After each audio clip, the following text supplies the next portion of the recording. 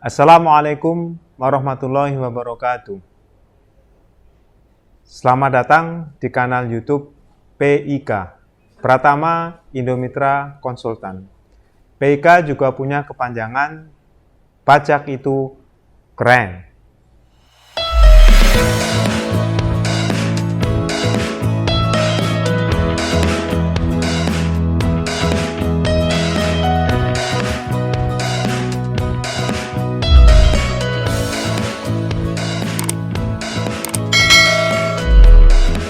Sobat Pratama, pada video kali ini saya masih meneruskan diskusi kita tentang pajak berbasis penghasilan. Baik, ya. Kemudian kasus yang kedua, bentuk usaha tetap. Ini juga sedang aktual. Apa masalahnya? Mari kita lihat. Oke.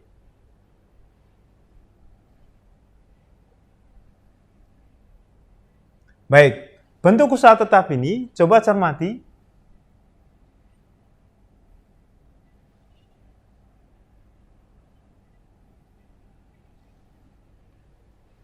Jadi intinya adalah bentuk usaha tetap atau dalam bahasa Inggris disebut dengan permanent establishment ini memiliki konteks subjek pajaknya di luar negeri. Kemudian dia melakukan kegiatan bisnis, ya, di Indonesia. Subjek pajaknya apa? Bisa orang pribadi, bisa badan. Nah, tinggal masanya Undang-Undang PPH melihat ini menjadi subjek pajak badan enggak? Tapi ternyata kalau memang bentuknya badan, ya berarti dia subjek pajak badan. Bentuknya apa? Nih. Jadi, coba cermati.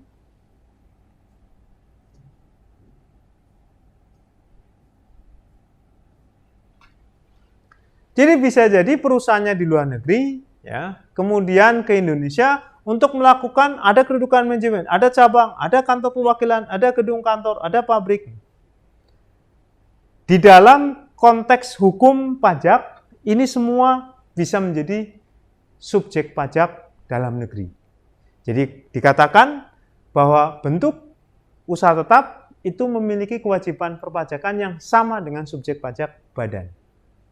Ya, nah, cuman masalahnya mereka ketika masuk ke Indonesia ada izin dari instansi terkait. Nah, dalam prakteknya kalau kita lihat yang bisa menjadi subjek pajak badan dalam bentuk BUT tidak seluruhnya. Nah, kita lihat di sini dalam prakteknya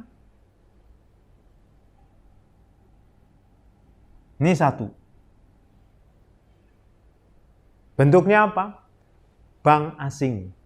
Bank asing di Indonesia berbentuk cabang. Ada Citibank, ada HSBC, ada ABN AMRO,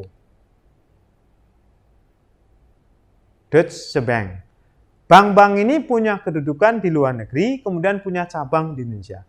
Jadi yang A ini dalam prakteknya hampir nggak ada. Karena apa? Izin yang instansi yang memberikan izin itu nggak ada. Sehingga otomatis mereka bukan BUT. Hampir nggak ada. Kantor perwakilan ini dalam prakteknya, ya mereka bukan BUT, ya rep office saja. Karena apa? Nggak boleh bisnis. Kan salah satu kriterianya adalah mereka melakukan place of business activities. Jadi ada tempat usaha. Jadi mereka melakukan bisnis dapat penghasilan. Kalau nggak ada penghasilan ya berarti nggak ada subjeknya dong. Nggak ada objeknya. Subjeknya ada. Nah itu. Nah ini yang pertama yang mungkin terjadi di Indonesia. Bentuk usaha tetap dalam bentuk cabang. Gedung kantor tidak. Pabrik tidak, bengkel tidak, gudang tidak, ruang untuk promosi dan penjualan. Ini tidak mengakibatkan adanya bentuk usaha tetap. Karena apa? Mereka tidak boleh melakukan aktivitas bisnis. Yang boleh dari contoh ini B. Contohnya bank.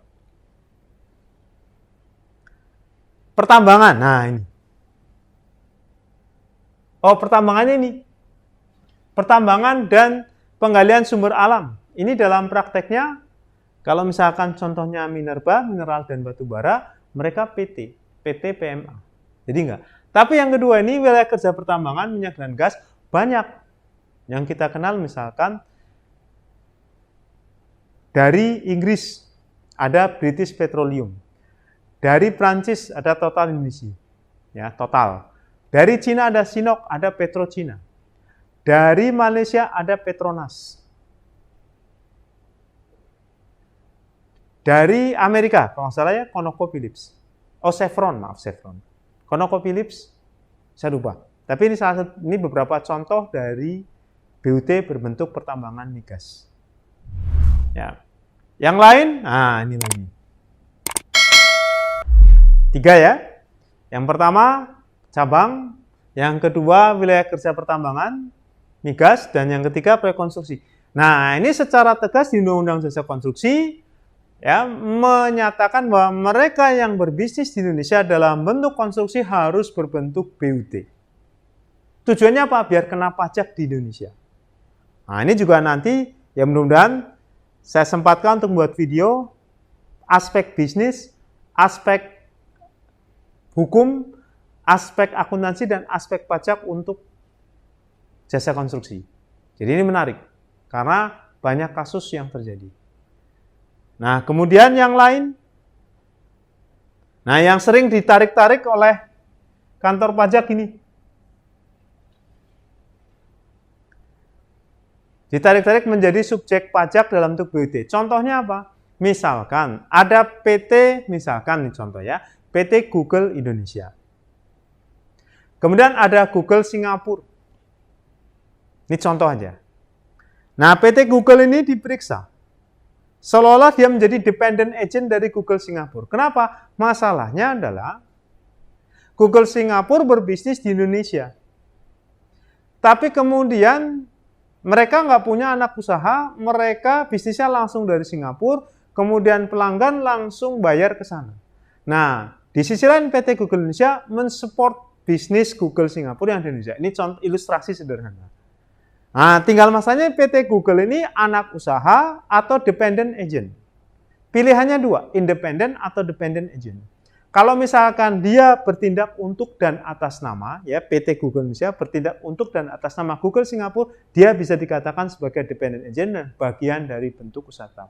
Tapi kalau memang dia independen, anak usaha dan bisa bebas, tidak serta-merta menjadi dependent agent. Dia independent agent. Berarti nggak bisa menjadi BUT. Nah, ini kasus-kasus banyak nih.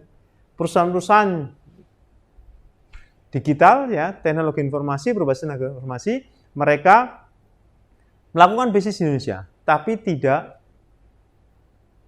punya kantor cabang atau tidak kantor perwakilan di Indonesia. Nah, mereka dibantu oleh PT lokal yang memang berafiliasi.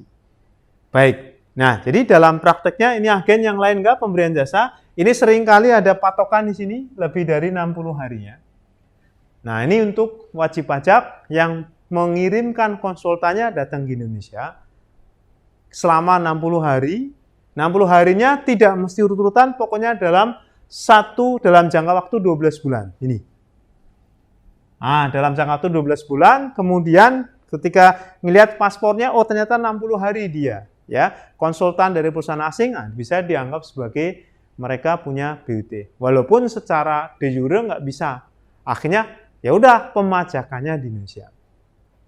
Nah, jadi Sobat Pratama, mengapa perlu ada pengaturan tentang bentuk usaha tetap? Ini karena hak pemajakan. Makanya di dalam pasal 2 diatur juga subjek pajak dibagi subjek pajak luar negeri maupun dalam negeri. Ini dari mana pembagiannya? Dari sumber penghasilannya.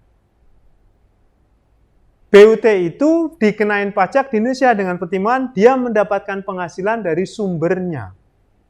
Nah, itulah yang kemudian kita kenal. Pemajakan berbasis global, ada pemajakan berbasis scheduler yang kita kenal dengan withholding tax system. Jadi tujuannya apa? Tujuannya agar mereka bisa dipajaki di Indonesia. Mereka bisa dipajaki di negara sumber penghasilan, meskipun mereka tidak berdomisili di negara sumber. Nah, inilah nanti kita belajar pajak internasional ya. Nanti mudah-mudahan dapat dibuat video terkait dengan pajak internasional. Konsepnya seperti apa sih? Konsepnya sederhana sebetulnya. Pokoknya presiden principle dan source principle. Tapi kita udah bahas dulu ya. Ini. Jadi itu ya, Sobat Pratama, pemajakannya berbasis sumber. Kalau kita orang lokal, perpajakannya berbasis domisili. Makanya kita harus melaporkan seluruh penghasilan worldwide. Karena domisili kita di Indonesia. Residen kita di Indonesia.